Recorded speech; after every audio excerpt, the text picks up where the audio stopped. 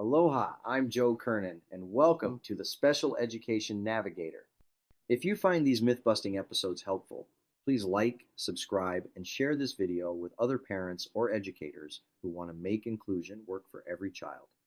Today, we're tackling a big myth. Special education means my child will be isolated or labeled forever. Let's set the record straight.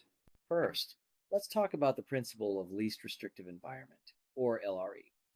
LRE is a core part of the Individuals with Disabilities Education Act, IDEA, the federal law that protects students with disabilities.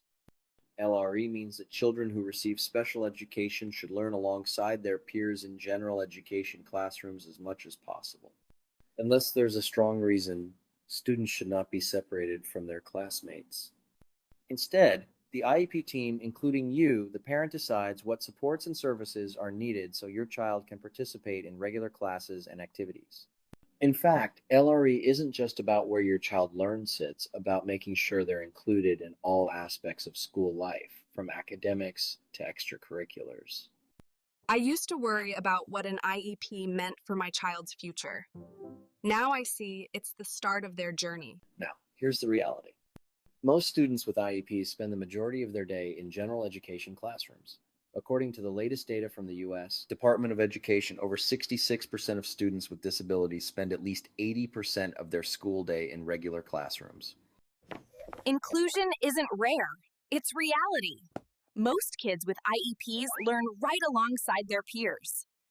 For students with speech or language impairments, that number is nearly 88%. And for students with specific learning disabilities, over 75% spend most of their day with their general education peers. So the idea that special education automatically means isolation is simply not true. But inclusion isn't just about being in the same room. Inclusive education benefits all students, those with and without disabilities. For students with disabilities, inclusion means more friendships and social opportunities, higher self-esteem and confidence, better academic and social growth, greater access to the general curriculum, higher expectations and more opportunities for future success.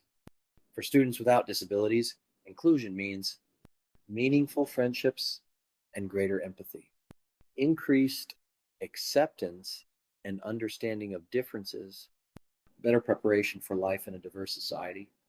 Research shows that students with disabilities in high inclusion settings not only do better socially, they also do better academically. For example, one study found that 10th graders with disabilities who spent 80% or more of their day in general education scored an average of 24.3 points higher in English and 18.4 points higher in math than those in more segregated settings. They were also 22% more likely to graduate with a standard diploma. And importantly, there's no research showing negative effects from inclusion done appropriately with the right supports. A lot of parents worry that special education means their child will be labeled forever. Here's the truth. Special education services are individualized and can change as your child's needs change. The IEP is a living document. If your child no longer needs certain supports, those can be reduced or removed. In fact, if a reevaluation shows your child has met their goals and no longer requires specialized instruction, they can be exited from special education services entirely. And remember, the goal is always to help your child be as independent and included as possible. Let me share a typical success story, one I've seen many times in my years as an educator and advocate.